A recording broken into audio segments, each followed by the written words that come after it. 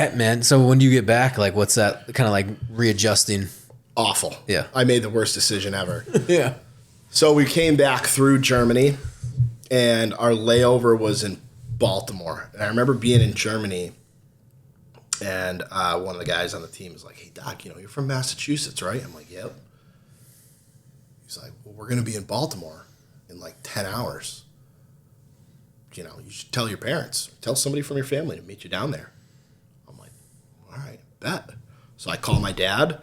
Him and my brother Evan drove down to Baltimore. Like, they got in the car a couple hours later and met us there. And we all just kind of hung out in the hotel and, got shit-faced and, like, did what we'd normally do. And I'm expecting to get on a plane in 10 hours and continue on back west towards Hawaii.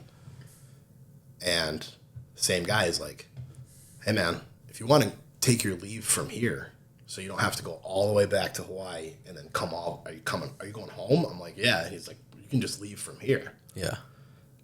And at the time, I'm like, "That's fucking great." Yeah. You know what I mean? So I end up jumping in the van with my dad and my brother and driving back to Massachusetts. They took all my gear back for me. They checked it all back in. This is wild, right? Yeah, yeah. And couldn't have made a worse decision. Mm-hmm. Zero decompression. I mean, I think we were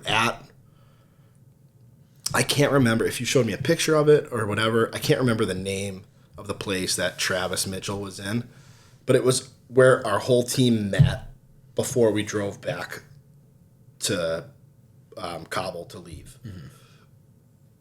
We were in a fight like that last night we were there. Really? Yeah. In Kabul? In like south of Blessing. Oh, okay. You know what I mean? So that, it's half a day's drive back to Kabul, but like that last night we were there, I remember like indirect fire coming in and nobody cared. Yeah. We just didn't move. Yeah. We were drinking Heinekens, like hanging out. Yeah. Like nobody moved from our team. They had guys that were already there and they went to their battle stations, whatever you want to call it. Yeah. And it turned out to be not much, but we were getting shot at that last night we were there. We drove back to Kabul and call it 3 days later, we're in Baltimore. And I'm driving home with maybe a week at tops. I'm driving home with my dad. For 45 days, yeah, I went home. Terrible decision. So anybody out there, don't do that. Yeah, don't do that. Because, like, there was zero decompression, right? All of a sudden, I wasn't with my boys anymore. I'm with a bunch of people who have no fucking idea where I'm coming from or what I'm doing. I was, like, sleepwalking. I was drinking all night, every night. It was not a good way to spend my post-deployment leave by myself. Yeah. I don't recommend it to anybody. Oh, shit. Yeah. No, I know how that is. I think that was like, especially with my first deployment, because I never really drank much, not until after my second pump. But my first one, man, it's like I didn't want to be around anybody. It was like, my ex-girlfriend was like, "You want to go to a party?" Like, and I was like, "Why the fuck would I want to go to a party?" Yeah. It's like I don't want to be around anyone. Yeah. Like I remember they're like, "What do you want to do?" I remember my ex and then my parents like, "What do you want to do?" I was like, "Nothing. I don't want to do fucking anything." Yeah. Like I've done 7 months straight hardcore balls to the wall in Iraq. I'm done. Like I don't want to do shit. I don't want to get up in the morning. I don't want to fucking plan anything. I don't want to do anything. Like I was burned out. Yep. But yeah, I remember that. Yeah. So I was the opposite. Like I was going out to the bars, but I was essentially, in my head, I was essentially just by myself. Yeah. And I remember calling Chuck at like 2 a.m. and making him stay up with me until fucking 6 a.m. Yeah. "Oh, should I come back?" You know what I mean? Yeah. It was not a good thing. Yeah. Yeah. But so you live and you learn, man. You live and you learn. So you eventually make it back and you had a good time. You want to tell that you coming back, getting into that house? Yeah. You want to remind me to mention it. Yeah, absolutely. So yeah, I get back to Hawaii. So obviously I left for my leave, my post-deployment leave right from there. So meanwhile, these guys go back to Hawaii and they take like 2 weeks to go through the whole process. They have to go back to, what was it, SIF? Yeah, you got to turn everything in. All your shit in. Yeah. It's kind of just like you're checking the boxes. And, all that stuff. So call it a week or two that they're back in Hawaii. Yeah. And so when I come back to Hawaii, they're still on their leave. So Chuck's like, just go to my house. You can stay at my house. So I'm like, I don't want to go to the barracks. Fuck that shit. I don't want to live back in the barracks. I'll be all alone. So, again, terrible decision making. He's got a house on base. He was married while we were deployed. Comes back, no longer married, and no wife. What's the rumor on that one? You can go into that. It's been like fucking 20 I don't know what the rumor is. Yeah. There was something else going on base where some wives were possibly like running a brothel out of one of the houses. Yeah. Whether she was involved or not, I have no idea. Yeah. Probably not. But but speculation. The house was empty. That's the bottom line. Yeah. So we get back, and I'm like, dude, I mean, empty. No cups, no plates, no furniture, no TP, fucking nothing. So a taxi drops me off. He's like, the lights on, or the key is on top of the light, so I let myself in. I'm like, damn, dude. So I walk over to the exchange. I buy like 5 DVDs, a mini DVD player, a mini fan, I think like a case of waters, a case of beer, and some chips and salsa. Yeah. Right? And I go back to the house, and I just hide there, basically, for like a week more or so until these guys come back off of leave. And then me, Chuck, and Dave lived in this house for probably, over a month.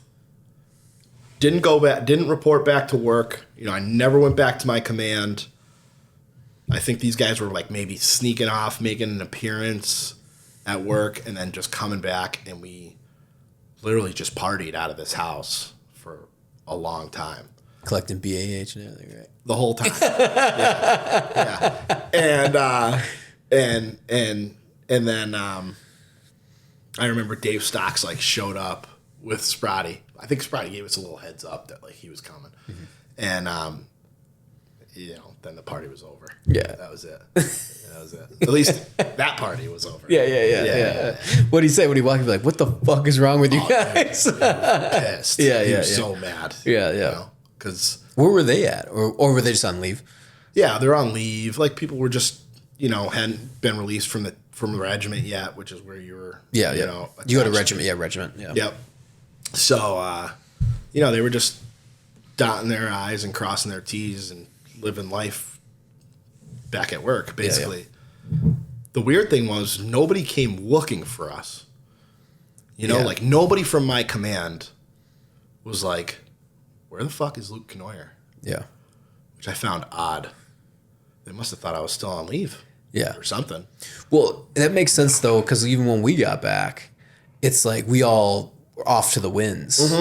And even I can think of that. Like, I went to regiment, but there was like a weird purgatory period. Yeah. Before, by the time we checked in, but then we all had a bunch of leave. Dude, we had like, I couldn't sell back leave. I had to, and I also had that leave that if you went on multiple deployments and you didn't have enough dwell time, they would stack that leave, but you could only use you couldn't sell it. It was like, it had to be used while you were active duty. Yeah. So dude, I had right away took that for like 20 some days. Yeah. But then I used that to check out. And it was crazy. Like I only had 60 days to check out, and I ended up being on leave for like almost half of it. But I didn't leave to go home. Like I literally checked out on my leave because I was like, I'm getting the fuck out. Like, right. I don't care. Yeah, I'm going done, home. right? I'm going home permanently. Here in the next 2 months. How long were you in the Marine Corps? 4 years, 4 months. Okay. Yeah, August, September, October, November. Yeah, 4 months. Yeah, 4 years, 4 What months. you can accomplish in 4 years. Dude, right? I got so lucky. Isn't that great? It was nuts.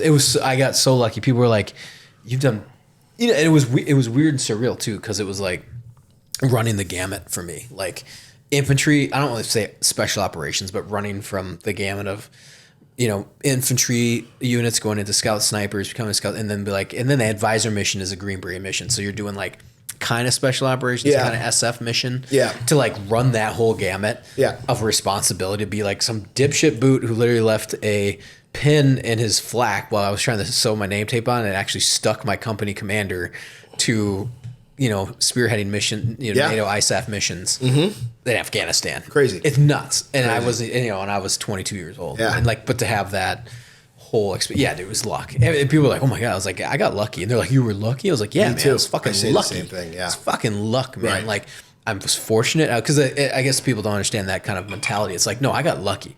I hit 2 wars at their peaks, both surge and pre-surge. Yep. And in the most critical time of like the Iraq and Afghan war. Yeah. Like super lucky, super fortunate. Yep. You know, and I always said they got their money's worth out of me. So, Sure. Absolutely. You know, I was like, I did my fucking time. Right, like, I got 2 right. years of war in a 4-year contract. Right. That's insane. Like that's not 3 deployments. It's wild. Yeah, I know. I think the embedded training teams were what, 9 months each. Well, we got extended, so I did 10. Right. So I did 7, 7, 10. Yep. And but it was supposed to be 9. Right. Yeah. And I did the bare minimum extension to go on it. Yep. And I was a super boot my first deployment. So I joined July of 05, got to unit in January, like January 5th, 2006, and I was the last 10 boot drops to fulfill spots to fillers. Really? And then we deployed 2 months later. No shit. Yeah. So then I was So in March you were gone. in Iraq. I was like mid-March we were on ground. Wow. So within Happy St. Patty's. yeah, it was. Yeah, Yep. 7, 8 months or something like that. I was on ground fighting. Yeah.